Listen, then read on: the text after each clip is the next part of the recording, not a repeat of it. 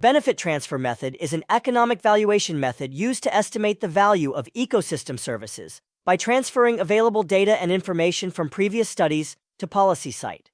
Benefit transfer can be used to estimate the value of a wide range of ecosystem services, including biodiversity, carbon sequestration, forests, and wetlands. There are two main approaches, which are unit value transfer and function transfer. Unit value transfer directly transfers monetary values or benefit estimates from the study site to the policy site, assuming that both regions are similar. Function transfer transfers a valuation function or model from the study site, allowing customization for the policy site.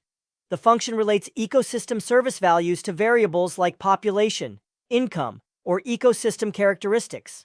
Essentially, benefit transfer is crucial for bridging the gap between environmental science and economic policy. First key importance is quantifying non-market values.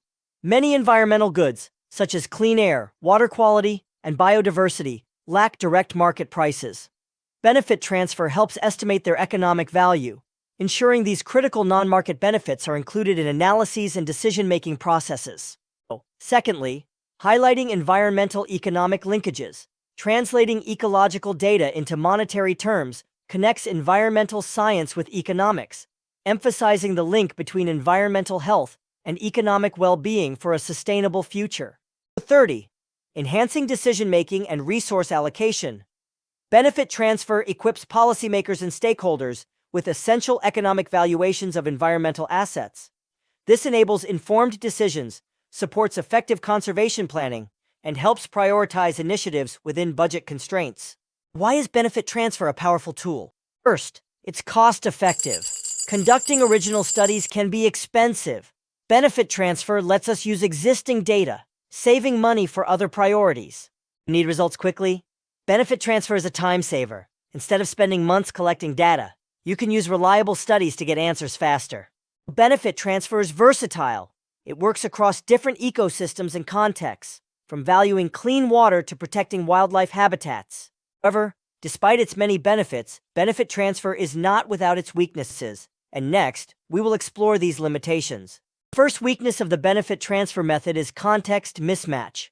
The ecological, cultural, and economic characteristics of the policy site may differ significantly from the study site. This mismatch can lead to inaccurate value estimations.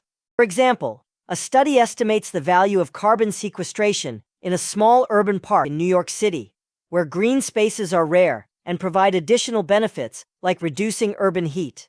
These values are applied to a large rural forest in the Amazon, where green space is abundant, and local populations don't rely on it for urban cooling. The scarcity and additional benefits of urban green spaces make the transferred values too high for the rural forest. Data quality and availability is a weakness of the benefit transfer method. The accuracy of the benefit transfer depends heavily on the quality of the original study and the availability of relevant data. The original study is outdated, methodologically flawed, or lacks robustness, the transferred values may be unreliable.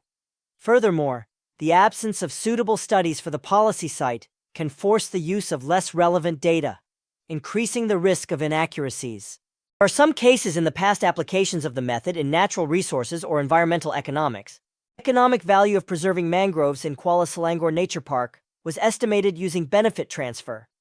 Values for ecosystem services such as coastal protection, carbon sequestration, and ecotourism were adapted from studies on mangroves in Thailand. These estimates supported conservation efforts and highlighted the park's role in protecting against storm surges and providing habitat for biodiversity. Next, benefit transfer was used to estimate the economic value of recreational activities in Taman Negara, one of Malaysia's oldest national parks. Data from similar studies in Indonesian national parks provided benchmarks for visitor spending and the cultural value of ecotourism. The results were used to develop policies to enhance park facilities and promote sustainable tourism. To assess the health benefits of reducing air pollution in the Klang Valley, benefit transfer utilized data from air quality improvement studies in Hong Kong. Transferred values quantified the reduction in healthcare costs and productivity losses due to improved air quality. These findings supported investments in public transportation and stricter vehicle emission standards. Economic values for coral reef ecosystems in Pulau Tioman were estimated using benefit transfer from studies in the Philippines. The analysis included values for fisheries productivity, tourism revenue, and coastal protection. These findings were crucial for advocating marine protected area, MPA expansion and funding for reef restoration programs.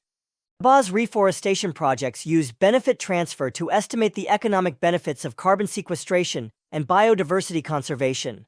Data from tropical forest studies in Indonesia and Papua New Guinea were adapted to quantify the financial potential of carbon credits.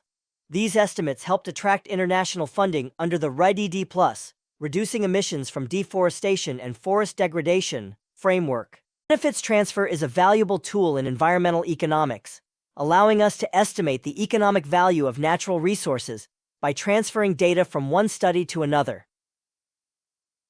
Let me show you 5 fascinating international cases where this method was applied. First, we travel to Michigan, where the state wanted to restore coastal wetlands in Saginaw Bay. The challenge? They needed to estimate the benefits, but lacked specific valuation data. Researchers turned to a study from Ohio's Lake Erie wetlands for help. By assuming similar values, they estimated benefits ranging from $500 to $61,000 per acre, depending on the area. This guided Michigan's decision-making on wetland restoration. Next, let's look at water quality improvements in U.S. streams affected by pulp and paper mills. Researchers estimated benefits of pollution controls by transferring data from studies on the Charles River in Boston and the Monongahela River in Pennsylvania. They combined recreational and non-use values, providing economic justification for stricter pollution standards. In the Caribbean, benefits transfer helped estimate the value of coral reefs for tourism, fisheries, and storm protection. This method highlighted the immense economic importance of preserving these fragile ecosystems. In China, benefits transfer was used to evaluate water quality improvements. Researchers relied on studies from the Philippines, the U.S., and other developing regions. These values informed policies to enhance water resources for both urban and rural communities. Finally, in Costa Rica, benefits transfer quantified the value of forests for carbon storage and biodiversity.